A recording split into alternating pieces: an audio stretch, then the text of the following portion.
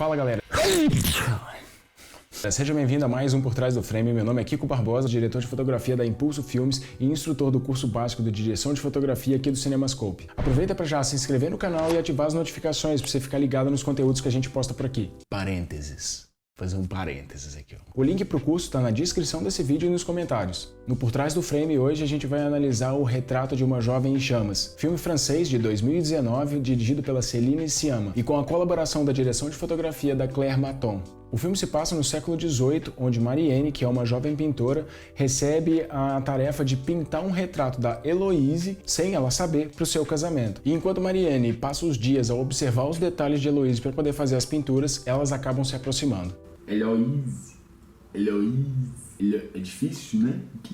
Héloïse. Dessa vez eu prometo que não vai ter spoiler, recomendo que vocês assistam o filme e tentem absorver todas as camadas de significado que o esquema visual, né, o sistema de imagem que foi criado pela diretora e pela diretora de fotografia traz pra gente durante o filme. Um elemento que chama a atenção logo de cara são as composições. Cada composição, cada enquadramento que é proposto pelo filme é basicamente uma pintura. A Claire Maton, para criar o sistema de imagem que ia ser usado dentro do filme, ela pesquisou diversas pinturas da época, né, do século XVIII, para poder trazer aquela essência da pintura para a obra digital que estava sendo criada. E isso é uma questão muito interessante no filme. Como que a proposta da Céline Sciamma não era revisitar o século XVIII, mas sim colocá-lo sob um novo ponto de vista, né, o ponto de vista da atualidade. Tanto composição como a exposição de cada quadro é algo fantástico. A exposição ao longo de todo o filme ele é muito controlada, então você não tem, por exemplo, alta luz, você não tem tantos highlights no filme. É o filtro satin. Esse filtro reduz significativamente o contraste da imagem, além de segurar um pouco na alta luz, então você não tem imagens estouradas. Ao longo de todo o filme, você não tem imagem estourada.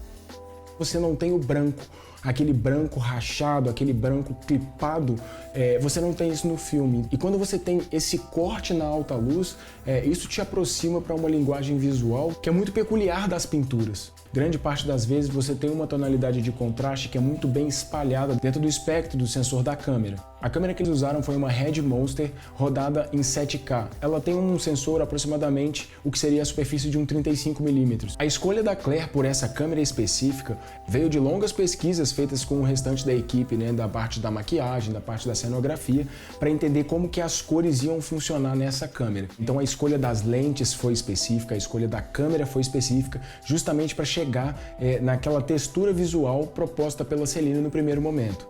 Um outro aspecto brilhante que houve nesse filme foi como que a luz era trabalhada.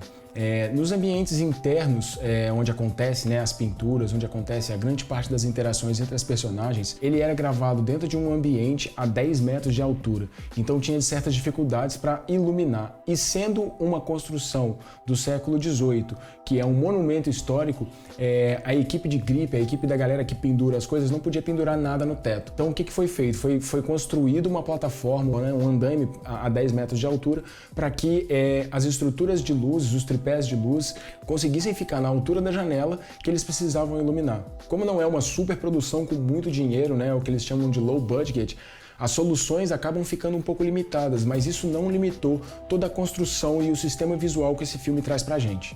A forma com que a luz é moldada traz uma volumetria em cada elemento da cena pra gente. Isso é muito interessante porque você tem uma fonte principal de luz, que é o ataque, porém, a partir do momento que essa luz entra dentro do ambiente pela janela, é utilizado flags, né, que são as bandeiras que colocam as sombras onde você não quer que a luz chegue, e a Claire também utilizou de difusão e rebatedores, né, fazendo com que essa luz volumétrica que chega até o personagem destaque o personagem de uma forma surreal. Não acaba a bateria, não acaba. A proposta inicial da Céline era justamente emanar as pinturas do século XVIII, que quando você observa, né, você vê como que a luz meio que vem da pessoa. Esse conceito acaba sendo redesenhado pela luz da Claire nesse filme. Além do visual, o trabalho de câmera que é feito dentro desse filme também é incrível. A escolha da Céline foi para utilizar takes mais longos, então você tem toda uma dinâmica dentro das cenas de mise-en-scène, né, da parte de blocking, a movimentação que esses personagens tomam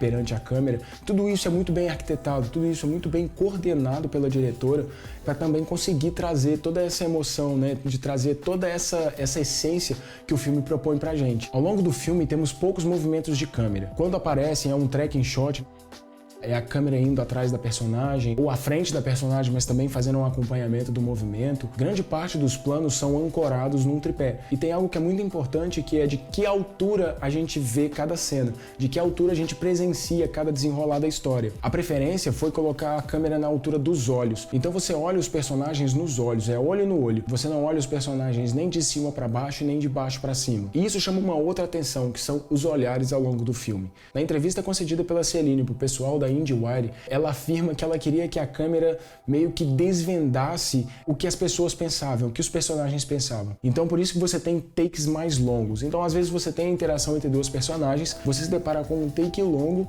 apenas em um olhar. Só que o que esse olhar significa, né? Até que ponto, por exemplo, enquanto a Marianne estava olhando para a Heloise, até que ponto ela estava olhando, observando para a pintura, até que ponto ela olhava a um senso de admiração pessoal. Em algumas cenas, a gente tem algumas composições mais planas, com as duas personagens conversando. Ainda assim, a gente tem um olhar entre elas. Porém, tem outros enquadramentos que são colocados ao longo do filme que a gente assume uma postura muito próxima do eixo do olhar da personagem, o que torna o olhar muito pessoal. E a combinação que a Claire utiliza das lentes é de colocar, às vezes, lentes mais comprimidas, com uma distância focal um pouco maior, para diminuir a distância entre as duas personagens, acaba criando composições super interessantes e inteiramente ligada com o sentimento daquela cena, com o sentimento do personagem naquele determinado momento. O filme tem muita predominância de ciano, então os tons azuis e ciano, eles são muito marcantes no filme, tanto nas roupas, né, nas vestimentas, quanto na parte cenográfica, né, porta, a própria cortina, né, que tampa o retrato onde a Marianne está pintando. Então você tem uma relação do azul muito forte com o filme. Porém, com a iluminação que a Claire constrói para as cenas, a parte da vestimenta fica muito evidente. E acaba que consegue equilibrar nas internas, você colocar a cenografia mais puxada para azul e as roupas com cores diferentes para dar mais contraste. O fogo é muito presente no filme. Nas cenas noturnas, onde você tem a predominância da temperatura de cor de 3200, mais puxada para alaranjado, você tem alguns pontos azuis que remetem à noite. Então você tem luzes de janela que, né, marcam a parede com sombras e tal, mais puxada para azul, para fazer essa mistura dentro da temperatura de cor. É um filme fantástico e uma oportunidade de aprender muito sobre a técnica e a interpretação de linguagem que há por trás disso. Se traduz num filme muito completo visualmente, tanto na parte da direção de arte, quanto na parte cinematográfica, na parte da direção, na própria mise-en-scène. Não esquece daquela dica de assistir o filme no mudo para entender outras camadas visuais que o filme apresenta pra gente. Chegamos ao final de mais um Por Trás do Frame. Muito obrigado por você que acompanhou até aqui. Não esqueça de curtir, compartilhar com a sua galera, se inscreve no canal para ficar por dentro das novidades. Se você quiser saber um pouco mais sobre temperatura de cor, equipamentos de luz, como que é o funcionamento de uma câmera na mão de uma diretora de fotografia ou de um diretor de fotografia, o link do curso básico de direção de fotografia do CinemaScope está aqui na descrição do vídeo e nos comentários. Espero que vocês tenham curtido e até o próximo Por Trás do Frame. Até lá! Quer ter acesso a conteúdos mais aprofundados sobre cinema? Então conheça a plataforma de cursos do CinemaScope. Nela, você encontra aulas imersivas sobre cinema nacional e internacional, ministradas por professores multidisciplinares.